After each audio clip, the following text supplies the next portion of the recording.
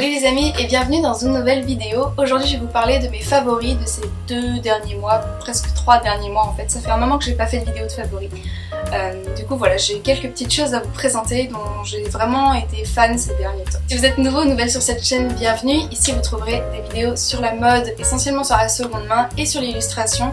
Et des fois il y a des petites vidéos comme ça, un peu différentes on va dire, où je vous présente des produits que j'aime bien ou des choses comme ça.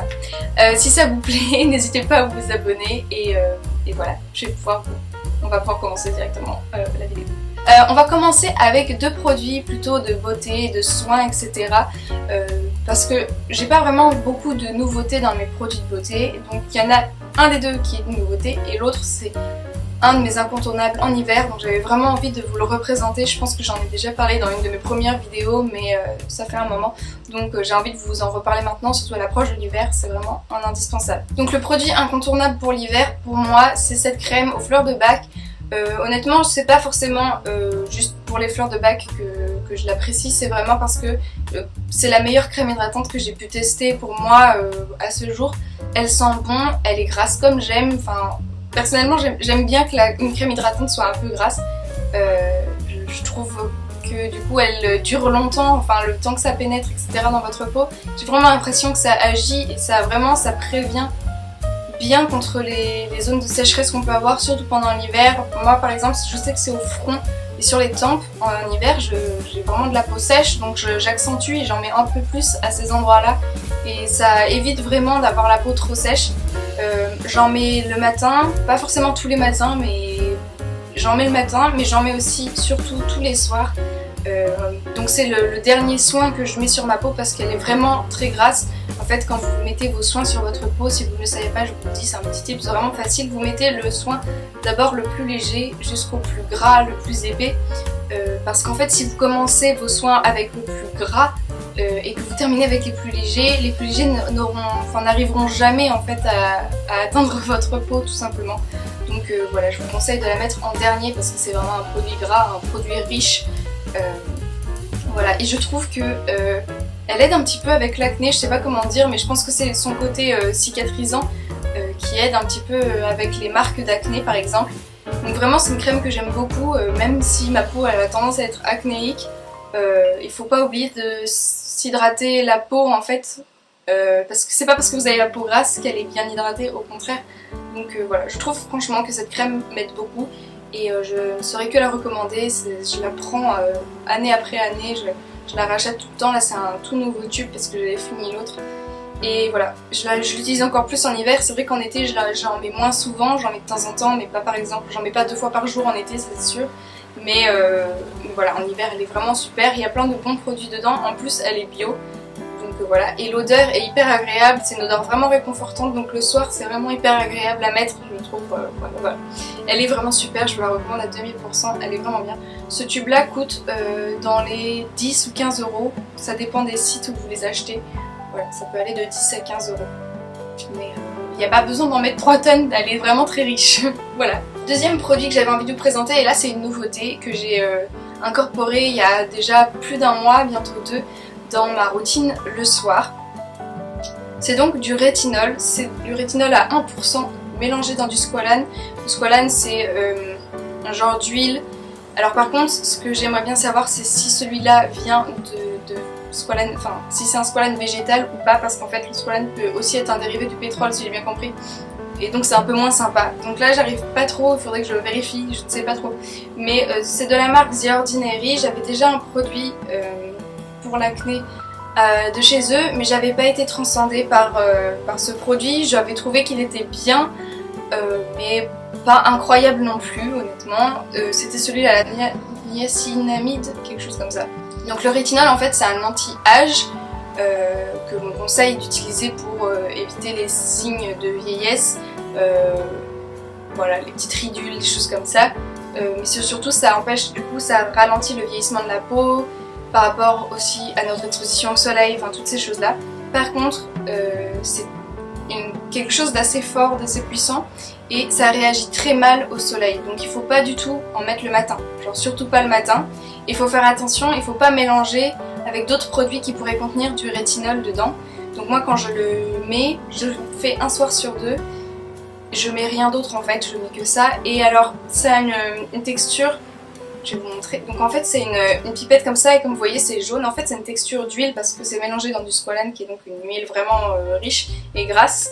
Et j'avais lu plein de choses sur le rétinol qui disaient que voilà ça pouvait assécher la peau, que, enfin, en fait les gens réagissent vraiment de manière très différente et des fois très forte. Et en fait j'ai lu après coup qu'il fallait commencer doucement et moi j'ai pris un truc à 1%, ce qui est très fort pour du rétinol.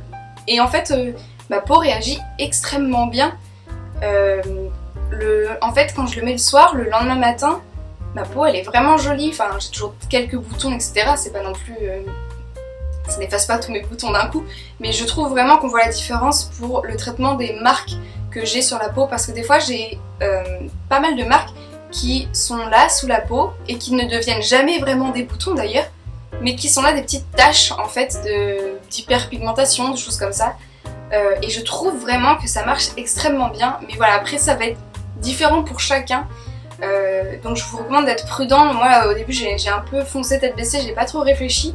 La première semaine j'en ai mis tous les jours et en fait j'ai lu après qu'il fallait l'incorporer doucement, donc j'ai fait un jour sur deux. Mais honnêtement ma peau pour l'instant réagit très bien. Après on m'a dit aussi que ça pouvait attendre jusqu'à 3 mois avant que la peau réagisse, des fois pas bien, en mal quoi. Du coup j'attends de voir, mais pour ces 2 premiers mois ça fonctionne très bien. Et ma peau réagit très bien, elle apprécie beaucoup ce produit, donc voilà, je vous le recommande quand même. Après voilà, faites attention, ça dépend vraiment des peaux, et surtout faites attention au soleil, ne vous exposez surtout pas après l'application, et surtout mettez de la crème solaire si vous sortez ou si vous habitez dans un endroit aussi où c'est très ensoleillé, faites attention. Ça peut être dangereux et ça peut faire l'effet inverse en fait, ça peut accélérer le vieillissement de votre peau, ce qui serait un peu dommage si vous mettez ce produit là. Bref, du coup voilà, il coûte pas très cher en plus parce que les produits The Ordinary ne coûtent pas très cher, donc je vous le recommande, il est vraiment bien. Si vous voulez tester, il y a aussi des pourcentages plus petits je crois, il y a peut-être 0,1%, 0,5 et 1% je crois, il me semble que c'est ça. Donc n'hésitez pas à regarder ce que vous préférez. Peut-être que vous préférez commencer par quelque chose, un dosage un peu moins élevé. Ensuite on va passer à une catégorie culture on va dire. Et d'abord j'ai envie de vous parler musique. Donc il y a vraiment un groupe, enfin plutôt une fille que j'arrête pas d'écouter en boucle. Je vais juste regarder mon téléphone parce que j'ai peur d'oublier une syllabe. Donc son groupe s'appelle Bibadoubi. Et alors c'est vraiment, ça a été un gros coup de cœur. Je sais pas trop, je crois qu'on me l'a... Enfin, ça a été une suggestion sur mon téléphone d'écouter son album. J'aimais bien la pochette, je vous la remettrai là, la pochette. Et en fait, j'ai accroché, mais directement, j'ai trouvé ça génial. Alors ça me fait penser un petit peu à The Breeders, pour ceux qui connaissent. Ça me fait aussi penser à Always et à Wolf Alice. Voilà, ça me fait vraiment penser à ces 3 groupes-là. C'est vraiment rock, mais en même temps très frais, elle a une voix très douce. J'adore, je trouve que c'est hyper péchu, c'est vraiment super. Et les paroles sont souvent très ironiques, cyniques, que j'aime beaucoup, je trouve ça très drôle. Et voilà, j'adore, je suis tombée amoureuse, je la trouve vraiment super. Et je pense que pour Noël, je demanderai son disque et peut-être quelques trucs de son site, parce qu'en fait, je vous invite, je sais plus si j'en ai déjà parlé, mais je vous invite à acheter, surtout quand c'est des groupes indépendants comme ça, vos disques directement sur le site des groupes, parce que comme ça ils touchent plus d'argent que si vous l'achetez à la Fnac par exemple, où la Fnac se prend une com gigantesque. Et en plus de ça, vous avez des fois des possibilités d'avoir des exemplaires signés ou une petite carte ou un petit mot, enfin bref. Du coup je vous invite vraiment, surtout si c'est un groupe indépendant, n'hésitez pas à regarder sur leur site directement parce que souvent c'est moins cher. Donc voilà. Après il y a peut-être des frais de port et tout, mais au moins l'argent va à eux directement et pas à un distributeur de masse. Et sur le site de merchandising est vraiment très cool. Vous pouvez les acheter en cassette, en vinyle, en CD, il y a plein de petits goodies, des vêtements, etc. Donc voilà, je pense que pour Noël je demanderai peut-être quelque chose de son site parce que j'aime beaucoup la variété de produits qu'elle a proposé et voilà, j'ai envie de soutenir des petits artistes comme ça, donc c'est cool. Et voilà, je vous invite vraiment à aller écouter son album, c'est Fake It Flowers, il est vraiment super et voilà. Alors ensuite on va passer à une chaîne YouTube que j'ai découverte ce mois-ci qui s'appelle Style with Maddie. Et en fait c'est une fille qui est, je pense, qui était mannequin à la base, enfin je ne sais pas trop en fait quel est son parcours, mais elle est géniale, elle est hyper inspirante, elle est hyper joyeuse et elle met vraiment de bonne humeur. Elle propose pas mal de lookbooks et pas mal de tenues hyper colorées, hyper travaillées, super jolies et j'adore son style, je le trouve vraiment super rafraîchissant en fait. Ouais, je vous la recommande à 2000%, sa chaîne YouTube est super chouette. Elle a vraiment un sens du style à la fois dans le vêtement mais également dans ses miniatures qui sont vraiment très jolies. Le choix des couleurs, le choix des typos aussi et dans ses vidéos, tout est très bien fait en fait, c'est très plaisant à regarder, c'est vraiment très beau. Et c'est très joyeux en fait, c'est très entraînant aussi. Donc voilà, je vous invite vraiment à aller regarder sa chaîne YouTube. Elle a également un Instagram, mais moi j'ai découvert via YouTube et après je l'ai suivi sur Instagram. Et vraiment j'adore son contenu, je le trouve vraiment super. Donc je vous invite vraiment à aller regarder ce qu'elle fait. Ensuite j'ai envie de vous parler de films et de séries. En ce moment on est en train de regarder avec mon copain Le Jeu de la Dame qui est génial. J'avais très envie de le regarder parce que j'adore cette actrice, je la trouve tellement magnétique et mystérieuse. Donc c'est l'actrice Anya Taylor-Joy il me semble et je sais pas, il y a quelque chose qui est hyper envoûtant en elle, enfin je la trouve vraiment hyper intrigante, magnifique, enfin bref je l'adore. Et j'avais très envie de voir cette série, j'avais un peu peur en fait au départ parce que sur Netflix il y a marqué 16 et plus et généralement je fais complètement confiance à Netflix parce que quand il y a marqué 16 et plus je peux pas regarder en fait, ça me fait extrêmement peur ou il y a des scènes qui sont trop violentes pour moi. Mais en fait là c'est 16 et plus parce qu'il y a du contenu autour de la drogue et du coup voilà, pour prévenir quand même les gens qui pourraient être sensibles à ça. C'est vrai qu'en effet il y a des fois des contenus là-dessus mais enfin c'est pas non plus c'est pas skins, voilà, c'est ça que je veux dire, c'est pas non plus à ce point là. Mais voilà. Du coup, il n'y a pas de violence ou quoi que ce soit, il n'y a pas de choses graphiques et physiques qui font peur, pas du tout, c'est vraiment une très belle série d'époque, donc ça se passe dans les années 60, 70 à peu près, enfin un peu 50 aussi au début, et en fait c'est sur cette fille qui est méga douée et talentueuse et travailleuse dans le monde très masculin de l'époque, autour du jeu des échecs, et comme ça peut paraître un peu bizarre, une série juste sur les échecs, mais c'est hyper prenant. En fait, il y a une tension qui est super bien transmise par le montage et les images et les acteurs. Et ça fonctionne extrêmement bien, c'est comme si vous regardiez un match. Il y a un côté sportif en fait. Et ouais, cette compétition fait que c'est hyper... vous êtes vraiment tendu avec le personnage, etc., avec l'histoire, avec ce qui se passe. Et ça marche extrêmement bien et je trouve que c'est hyper original comme sujet, ça change un peu.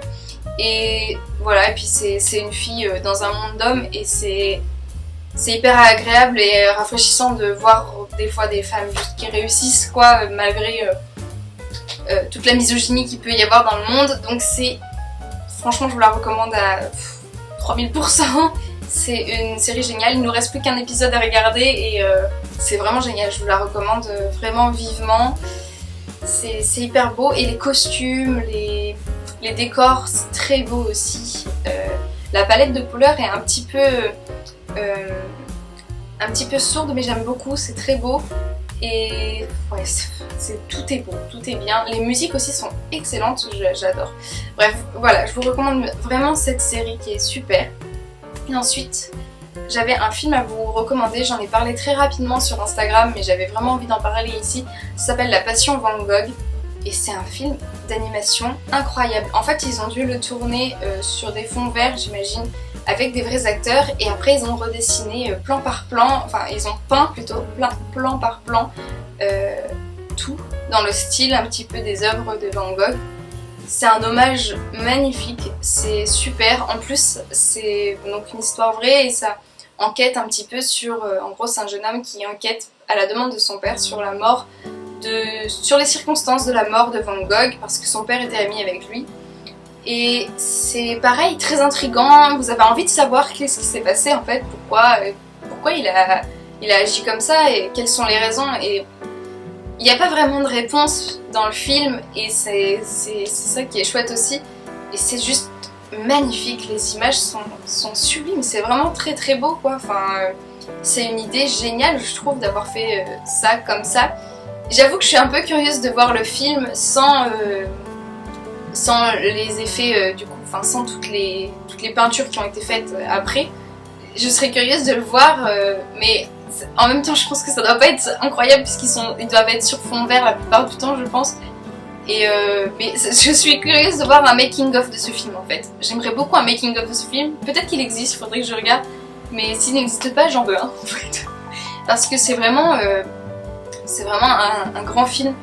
Et voilà. Donc Le Jeu de la Dame et La Passion de Van Gogh sont sur Netflix.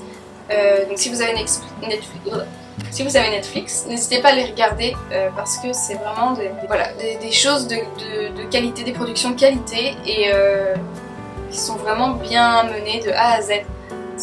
Franchement, c'est deux gros coups de cœur pour ce mois-ci. Ça faisait longtemps que j'avais pas été transportée comme ça, à la fois par une série et par un film. Et c'est censé être un peu un film documentaire. Je trouve que c'est une façon de le faire tellement belle, tellement originale. Et vraiment, c'est un super bel hommage à toute l'œuvre de Van Gogh. Donc, c'est vraiment très très beau. Surtout si on ne peut pas aller dans les musées en ce moment. Donc ça peut compenser l'absence des musées. Voilà, c'en est tout pour cette vidéo. J'espère que ça vous a plu. N'hésitez pas à dire en commentaire quels sont vos favoris du moment, vos petits kiffs, vos petites choses comme ça qui vous donnent de la vie et qui pimentent un petit peu le quotidien, on va dire, et qui font qu'on ne tombe pas dans quelque chose de morose. Voilà, j'espère que vous pourrez trouver des choses pour vous divertir en ces temps un petit peu de lassitude des fois. Voilà, c'est pour ça que je vous invite vraiment à regarder surtout les 2 dernières choses dont je vous ai parlé parce que voilà, c'est des belles choses à voir et en ce moment c'est vrai qu'on a besoin de ce genre de choses donc n'hésitez pas à les regarder.